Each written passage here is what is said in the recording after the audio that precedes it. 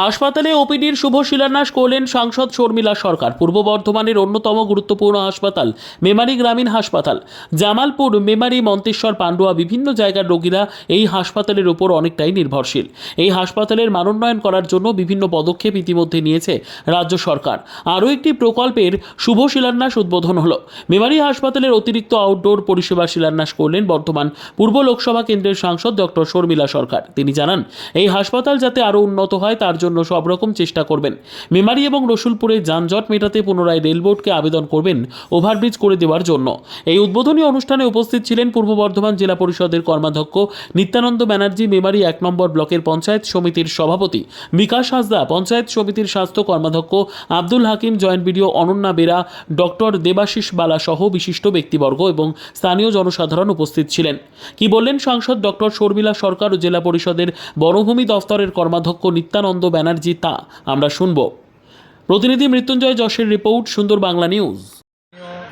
সাংসদ আমাদের ডক্টর শর্মিলা সরকার মহাশয়া এসেছিলেন এবং তিনি আজকে এসে মেমারির একটি সমস্যা আপনারাও জানেন দীর্ঘদিন ধরে আছে, সেটা হচ্ছে রেল ওভারব্রিজ।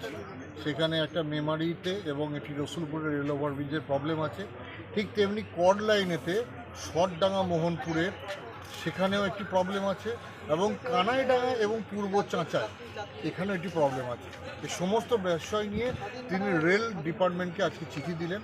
তার চিঠি দেওয়ার সাথে সাথে আমরা সেটিকে মেল করে দিয়েছি। আর তিনি প্রজেক্ট ডিরেক্টর NH2, আপনারা জানেন যে পালসি স্টেশনের উল্টো দিকে যে স্বস্তিপল্লী গ্রাম গত বর্ষাতে বন্যা বিধ্বস্ত হয়ে গিয়েছিল। কারণটা কি, NH-এর ওভারব্রিজ হয়েছিল, তলাতে NH-এর যে হাই রোড সেখানে স্বস্তিপল্লীর জল যে GT রোডের তলা দিয়ে কালভার্ট হয়ে ধুলি নদীতে নামত সেটি বন্ধ করে দিয়েছে। তার ফলে সেখানে যাতে আবার নতুন করে বৃষ্টি বানানো হয় এবং স্বস্তিপল্লীর জলটা যাতে ধুলি নদীতে যেতে পারে তার ব্যবস্থা করবার জন্য আজকে মাননীয় সাংসদ ডক্টর শর্মিলা সরকার মহোদয়া তিনি চিঠি করলেন। 2-3টি চিঠি যেটি হয়েছে তার মধ্যে 2টি চিঠি রেল বোর্ডকে এবং 2টি চিঠি NH2। ধন্যবাদ। ম্যাম, আজ মেমারি হাসপাতালে যে প্রকল্পে শিলান্যাস করলেন সে বিষয়ে যদি একটু জানান। আমি প্রায় 8-10 মাস হয়নি, 8 মাস আগে মেমারি হসপিটালে এসেছিলাম এখানে পরিদর্শনে। তো তখন এসে দেখলাম যে এখানে আউটডোরের একটু সমস্যা রয়েছে।